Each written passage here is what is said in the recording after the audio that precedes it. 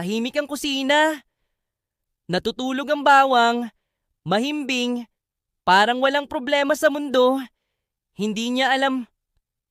Ilang segundo na lang gigisingin na siya para sa tanghalian.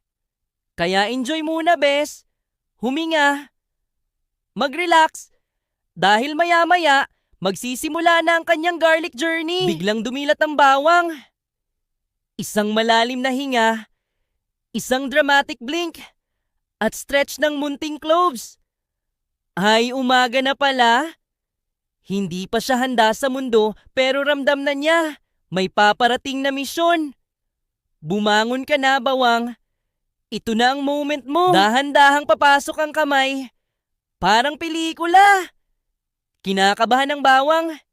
Nanginginig ang munting cloves. Sandali lang ha. Bulong niya. Lumilipad ang alikabok.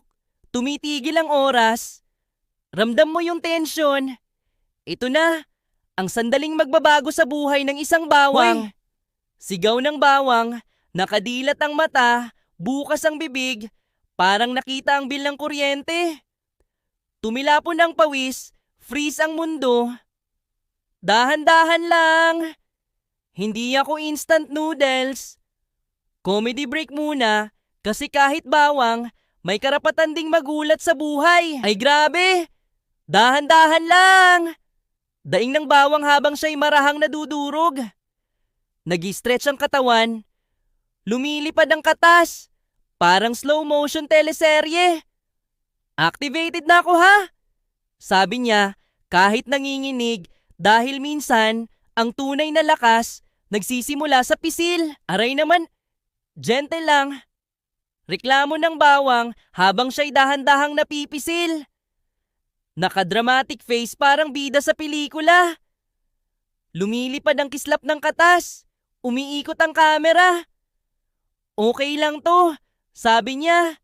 Dito nagsisimula ang tunay kong power. Ayan na, sabi ng bawang habang kumikislap ang loob niya. Unti-unting nabubuo ang golden particles, parang fireworks sa katawan. Ngiting-ngiti siya, puno ng yabang. Kita mo yan, activated na ang alisin.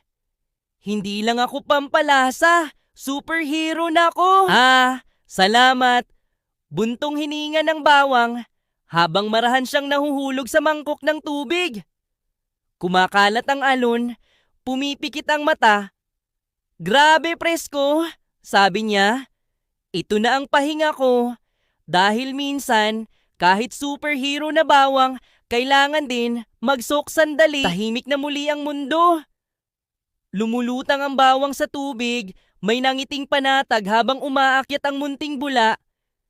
Sumasayaw ang sikat ng araw sa bintana. Ganito pala ang inner peace, sabi niya. Sandaling pahinga, bago muling humarap sa apoy ng kawali. Dahan-dahang lumilipat ang liwanag sa kusina habang danumuni-muni ang bawang, nakakrus ang munting cloves. Umiikot ang maliit na orasan. Relax lang, sabi niya. Hindi minamadali ang pagiging masarap. Dahil minsan ang tunay na power nasa paghihintay. Umiikot ang oras habang gumagalaw ang sikat ng araw sa kusina. Nakapikit ang bawang, nakakross ang cloves, nagme-meditate. May maliit na orasan na umiikot. 10 minuto lang, bulong niya. Dahil kahit bawang, kailangang maghintay para maging powerful. Dahan-dahang inaangat ang bawang sa ere, may ngiting tagumpay sa mukha. Tumatama ang ilaw mula sa taas, parang may sariling spotlight. Ito na yun, sabi niya. Mula simpleng pampalasa, naging bida ng kusina. Tumindig ka, bawang. Oras mo na para magningning. Tara na! Sigaw ng bawang habang tumatalon papunta sa kawali. Kumikinang ang apoy, parang kalabang handang lumaban. Slow motion ang lipad. Todo tapang ang mukha. Handa na ko.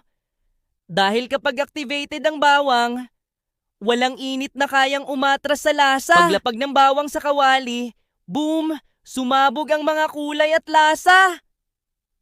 Lumilipad ang sparkle sa buong kusina, tawanan ng bida. Yan ang sinasabi ko, sigaw niya. Masaya ang gulo, masarap ang resulta. Activated garlic mode, on! Nakatayo ang bawang sa plato. Nakaturo sa'yo. May confident na ngiti at kumikinang na aura. Tandaan mo to, sabi niya. Durugin, maghintay, tsaka lutuin.